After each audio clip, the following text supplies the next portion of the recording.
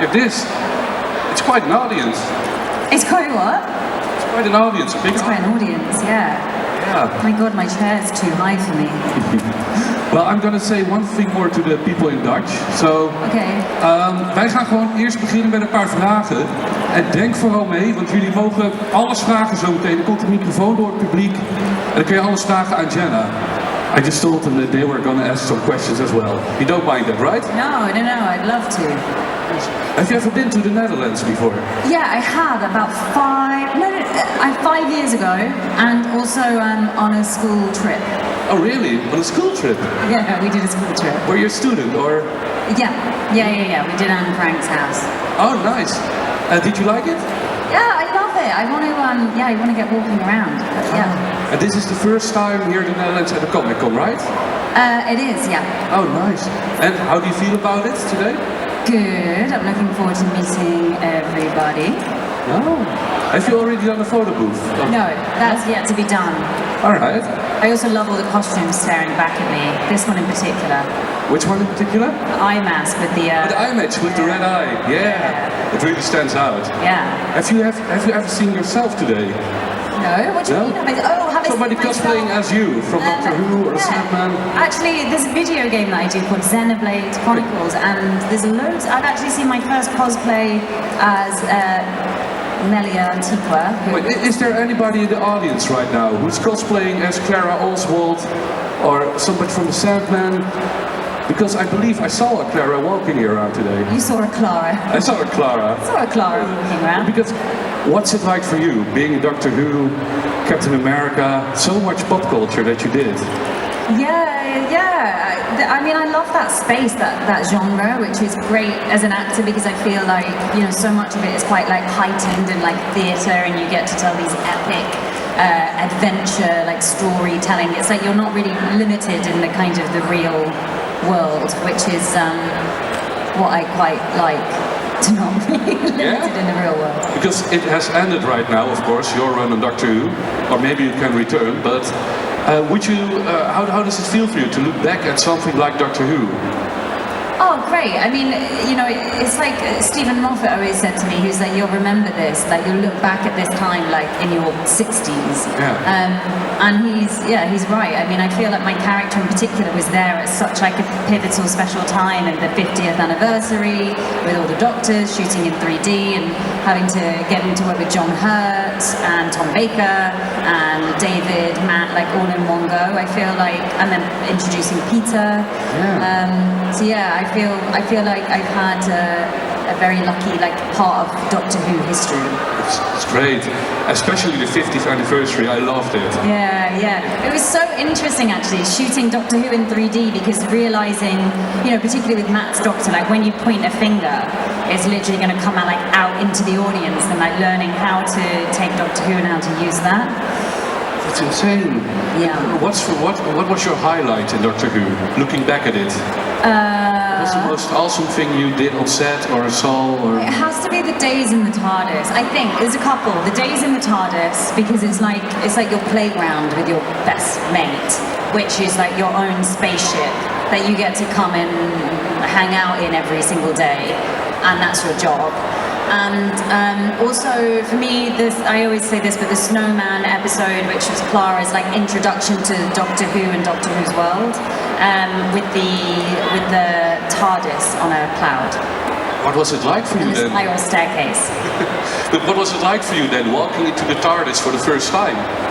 Oh, just cool, great. You're like, okay, this is the beginnings are very exciting, and that's how it felt to me. It was like this is the beginning of adventure. It's nice, and because I think a lot of people in the audience have a lot of questions about Doctor Who, so we will get back to Doctor Who. But I never knew that you were also in Captain America. Oh, for approximately 90 seconds, I think. Yeah, but still, you are in the MCU. I am what, sorry? In the MCU, you are in the MCU. Oh, MCU, yeah. But that was like one of my very early first jobs. Really? Yeah. One of your first? Yeah, one of the first, yeah. That must be nerve-wracking, right? To get on a set with Captain America in a Marvel production. It was kind of perfect because it was such a small part. It meant that on a huge set and a huge scale and setup, I could kind of step back and like just watch a lot of people and look at like the scale and getting used to like green screen and how finding your mark on a big like setup like that, and just like the technical stuff, and then also seeing and also actually being there at the beginning, like literally before Captain America was Captain America. Steve Rogers, yeah. Because you saw the skinny. So he kept having to shoot the scenes with the skinny Steve, the poor guy who had all the green dots on his face, so that Chris's face could be put onto his face. Oh, that's nice. Yeah. And of course, your recent work, The Sandman. Yes. It's been a huge hit on Netflix. Yeah. What's it like for you making The Sandman and seeing the people react to it? Yeah, it's very cool. I mean, it's been 30 years trying to get made. Like, having the ability to step into Neil Gaiman's imagination, that kind of the gothic, dark fantasy. It's like, again, it's that genre, but it feels very, very different to Doctor Who. And the character Constantine, obviously very, very different role for me. Will there be a season 2 of The Sandman? I'm probably not allowed to say anything about it. No, you can't? I'm afraid to say. Well, we're going to go to the audience, because is there anybody here who has a question? You can raise your hand if you have a question for Jenna Coleman. Oh, they have to come over there. Sorry. In the middle, there's a girl standing from the Comic-Con. You can go to her. Let's have a look. Oh. Alright. It's the guy with the red eye. Yeah. Hi. Yeah.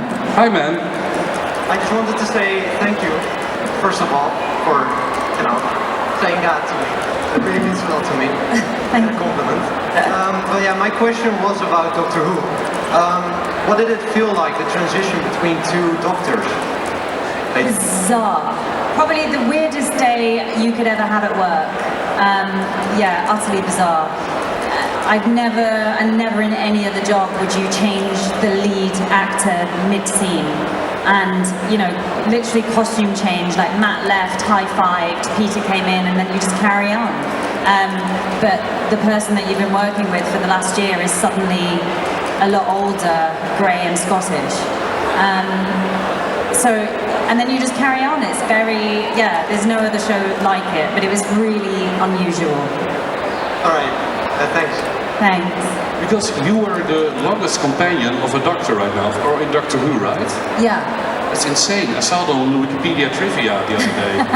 Yeah. Quite a run. The next one. Hi, I'm a really big fan of you.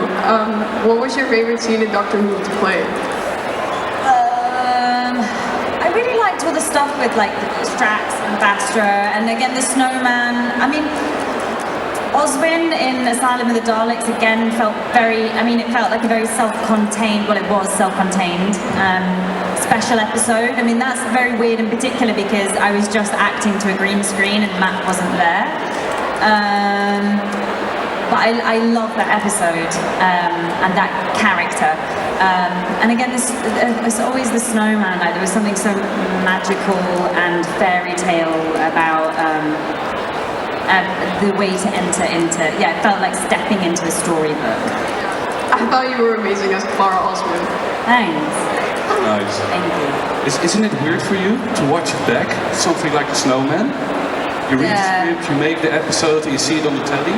Yeah, I mean, I haven't seen anything back for a really long time, and I can't remember where I saw something, but yeah, it kind of feels like another dimension away. Oh, how great. Next one. Hi, Jenna. Hello. I'm not used to talking to mics.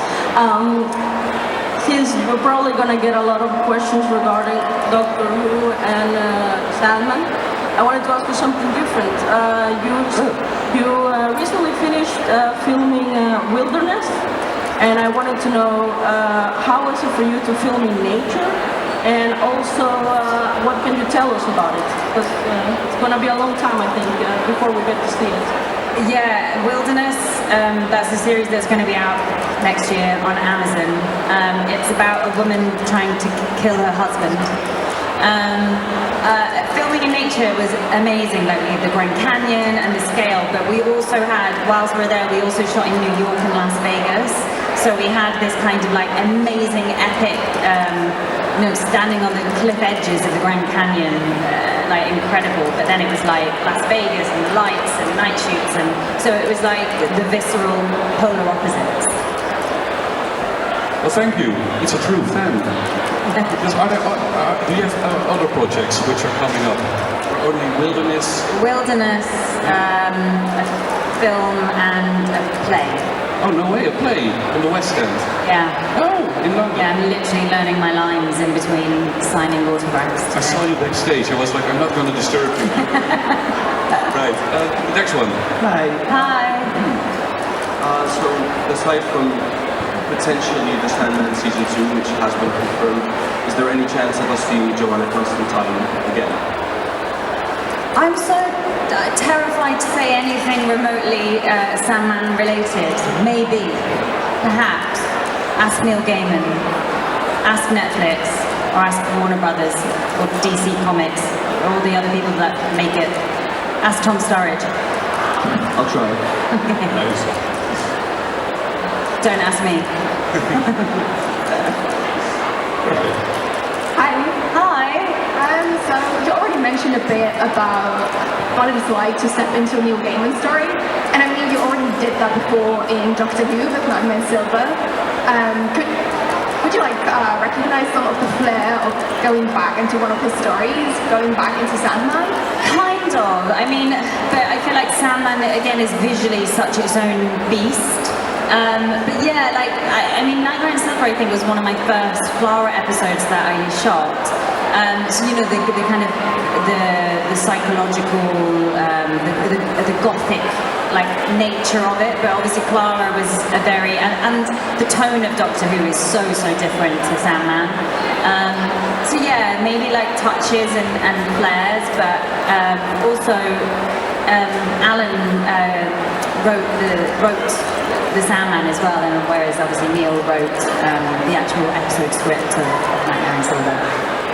Thank you. You know what I'm wondering? Did you know how big Doctor Who was when you started it? Because everybody has a question about Doctor Who, and it's so big in so many people's lives. Oh yeah, I mean in the UK it's part of like the cultural kind of institution, but what I never realised was, I mean, globally really how far-reaching it is. It's like you literally, particularly when pizza started and we did the world tour and we were in South Korea, Rio de Janeiro, Mexico, like culturally it crosses all boundaries, which is pretty amazing. Big part of pop culture. Yeah, big part of pop culture, yeah. Next one. Hi. Hi. I was going to ask about Doctor Who, but I've had another question come up in my mind. You played Queen Victoria in Victoria, and I wanted to ask about how playing such an important character in a period drama was to you. It was, what I really loved about Victoria in particular was there was such a preconception, and still is, which is all because of imagery. Like everyone just assumed she was this quite dour and moody queen, and it was the complete opposite. So getting to research somebody real life, somewhere where there's that much history about her, and have someone who's, I mean, she's one of the most prolific diarists in history. So you have all of that content to kind of try to get to know her. So yeah, it felt like a kind of a quest. Thank you so much. Thanks. What's it like for you? Because you were one of the early birds playing a royal. Nowadays, there's so many movies and series about the royalties. What's it like for you, being one of the early birds to play a royal character? I feel like people have been playing kings and queens for, a very, very long time. Yes. Hi, I have a question about Doctor Who. Since you played with so much doctors, which one was your favorite? Who's my most favourite doctor? Listen to the outrage there. I always say David Tennant so that I do not upset Matt or Peter. It's like the best, it's like naming your favourite child. It's impossible. Well, it's not, it is maybe possible, but you'll get in trouble. You can't win, you have to be diplomatic. That's very diplomatic. Very diplomatic, David Tennant. Hello. Hello. I had a question about Doctor Who. Yes? If you could spend a day as a Doctor Who monster, which one would it be? To spend a day with? A day S. A day? S. A day ends. So you can choose any doctor and you will become that doctor for a day. Oh. Which one would you choose? Oh.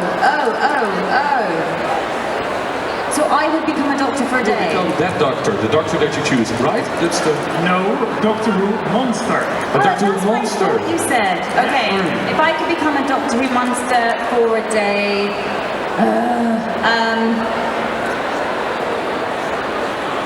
maybe the Weeping Angels? Nice. Yeah, let's go for that. I'm like, do I want to get painted in silver? Yeah, okay, yeah, I'll do that. Thank you. Thank you. Hello. Hi. I love the episode Flatline of Doctor Who, Series 8, where you play Dr. Clara. How does it feel to get a sonic screwdriver and psychic paper, of course? Do you know what? Can I be honest? There was like a moment where I was like, I've made it. Like, you know, like I was like really like, and like trying, like using all the skills, and then I felt like great with the sonic screwdriver, and I couldn't stop like messing with it, but to the point where I think I kind of like kept breaking it. But I got really lonely because Peter wasn't in that episode. So I was talking to like, I was just talking to like toys, basically. I was talking to like my mini TARDIS, and I was like faffing around with my, and actually eventually you just want your friend to talk to. So I was like, when I finished that episode, I was like, Peter was there, and I was like, oh. Yes, thank you. Thank you. It must be quite something to hold that in your hand for the first time, right? Yes, but I'm always stealing it anyway. I think I was always stealing it. I'm the kind of companion, like, I was always in the TARDIS, like, pressing everything all of the time, and, like... Keep anything from Doctor Who? I've kept a lot of things from Doctor Who, yeah. At home? Yeah, Do you have at home? I have a piece of the TARDIS. Really? Yes. Like a big Gallifreyan, like, piece of the TARDIS sign. I have the light box, the police box light box. I have my key to the TARDIS. I'm just assuming that they haven't changed the locks. That's probably the main things. Really? That's great. Yeah, it's cool. It's like a whole room. Yeah, almost. yeah, shrine. Excellent. Hi, first of all, I really like your coat. Thanks, I feel a bit like a teddy bear. It looks good. But I like it, and it's cold here. Very cold, yeah. I have a question. You've done a lot of different genres, like Victoria and the Serpent and Doctor Who. Are there any other genres that you would really like to do? I tend to want to do what I've just not done. So, what have I just done? I've just done a psychological thriller, and I don't want to play any more murderers. That's what I've decided. So maybe I'd love to now go back and do a period drama next, because I've just done genre, thriller, you know, like Sandman, then a thriller, then a play. So maybe it's time to like find the next historical character. What would be your dream project? Is there anything that you were like, I would have loved to star in that role or that movie? I mean, I love things that where you, I love shows that set, like, you know, that are kind of mythical or again send you into a different like world building. Because it's, that kind of escaping reality is really exciting. Is there a part that you saw as a kid and which inspired you to become an actress? No, not really. I remember the first movie that really made me cry though was My Girl. What? And really, oh my god, you cry your eyes out. It doesn't age. Really? Yeah, maybe that's like, I feel like that's the first movie in a cinema that I was like, made me really emotional. I will watch it. Right. If there was one movie you could star in, which one would it be? that is a hard question. One of my favorite, this is like an old movie, but there's an old movie, there's Bringing Up Baby and Betty Blue, which are like two old movies that I love.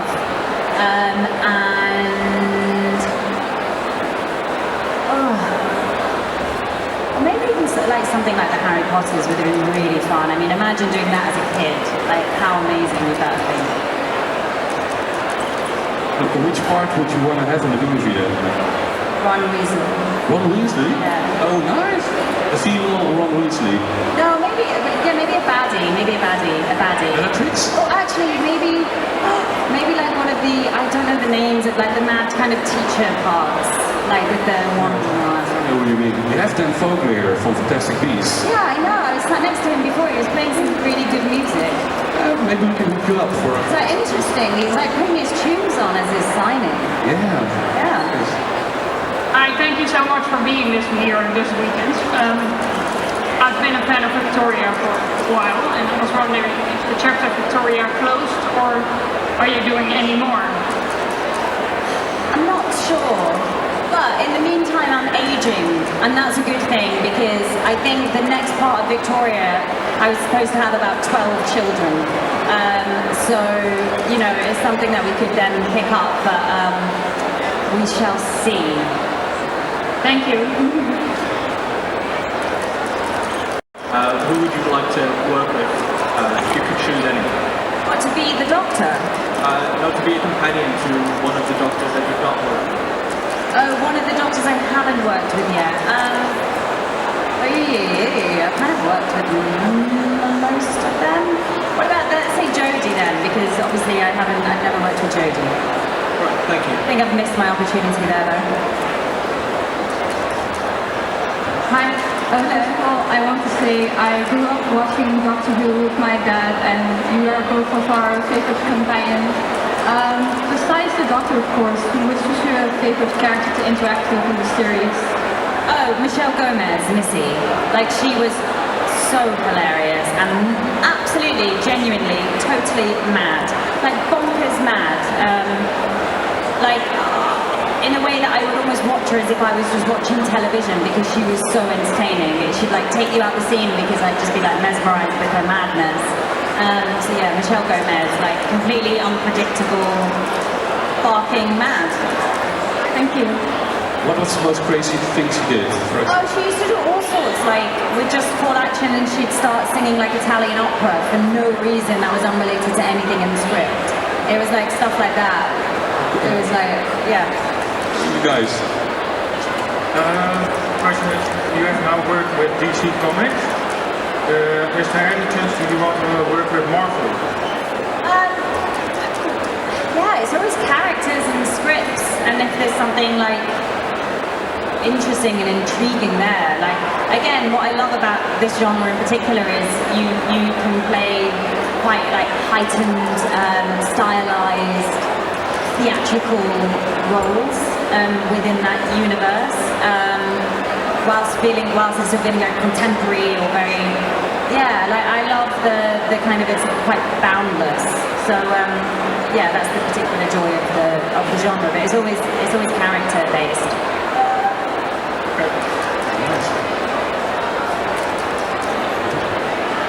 Hi. You played with Chris Evans and Sebastian Stan. How was your experience with them? Oh, they were great. I mean, again, this was like one of my early jobs, and I was only on the job for a couple of days, and they were so welcoming and lovely, and we were doing night shoots and hanging out in the tent, playing stupid games. Like, they were really, yeah, they were very welcoming and very, very lovely. It was a good, fun set to be on for my very brief time that I was there. My question is, what was your favorite character to play and why? They all become my favorites while I'm doing them, and it's very, I think, like Clara for the nature of the adventure of the storytelling, and it's because it really gets into your heart, and I think it's the, you know, like saving the world like every single week on this mad adventure with you and your friend who's an alien You know, it's such a unique storytelling. Victoria was amazing for playing like the historical figure. I seem to have done like lots of long jobs. Again, the Serpent was like 1970s. This fascinating, the psychology of this fascinating character. Joanna Constantine. You know, like so formed and savvy and complex and such darkness yet such heart, and so yeah, they all kind of become favourites in different ways. I'm just curious, because in your upcoming projects, what are you going to play then? For the stage, on West End? On the stage? Yeah. It's kind of like it's a kind of like a rom-com. A rom-com? Yeah, it's like a rom-com on stage. Oh, really? Yeah, and it's about it's about a word limit. So a law comes in where you only get 140 words a day, and you see how this relationship survives, flourishes, or disintegrates, like through that. It's a little bit like, imagine like a lot of relationships in COVID, I guess. Nice. For West End. Yeah. Next one.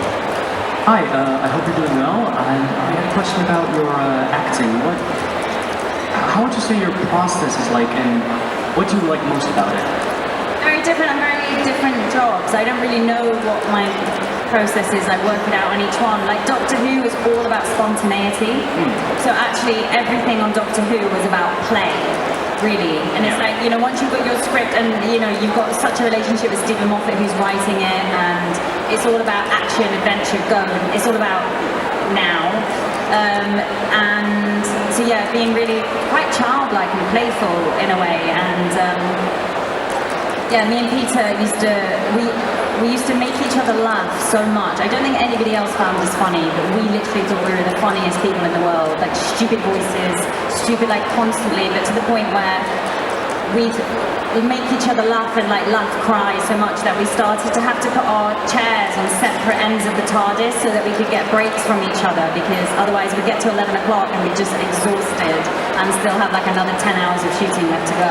So we had to like stop, like when we got too giddy we had to ban ourselves from sitting near each other on every job either. I get that, yeah. I'm very serious on other jobs.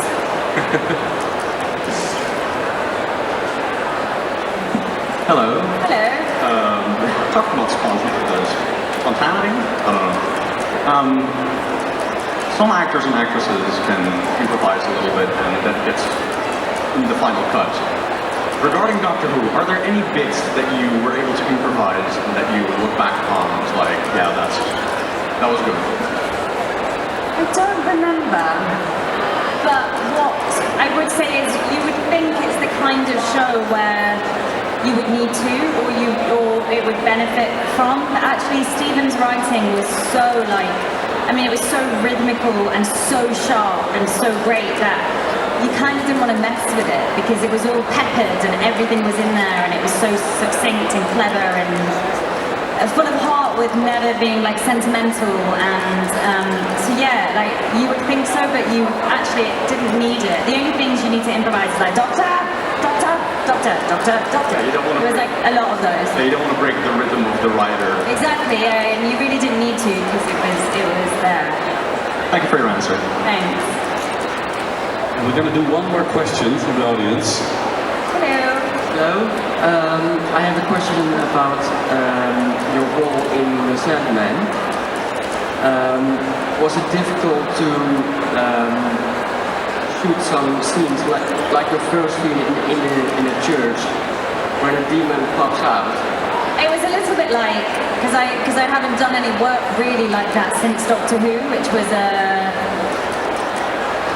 quite a few years before now. So it was a little bit like, yes, I remember this world. Let's imagine things that aren't there and act really big and hope that you don't look stupid, like at the end of it. So it was a little bit like, I remember this familiar territory, but I haven't been here for a while.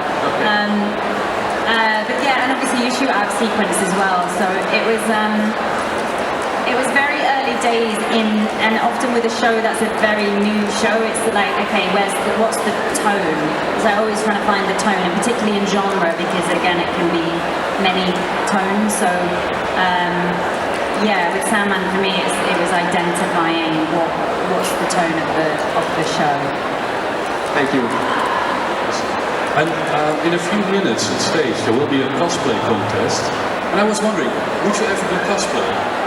With what? Would you ever do cosplay? I mean, if you could walk around... Probably, I mean, a lot of people do it in Comic-Con, don't they, to hide? You know, like, so you could put on a mask and walk around without being recognized. But I find that I'm so short, I'm really good at being a ninja, at like getting in and around the crowds without needing a mask. Really? Yes. So who knows, maybe we could see you walking around today. Oh yeah, you definitely will do. I mean, you actually can't miss me in this fur jacket anyway, so I'm kind of a little bit in cosplay, but I don't know what I've come as. It has been amazing. Thank you for the time. Everybody, give it up for Jenna.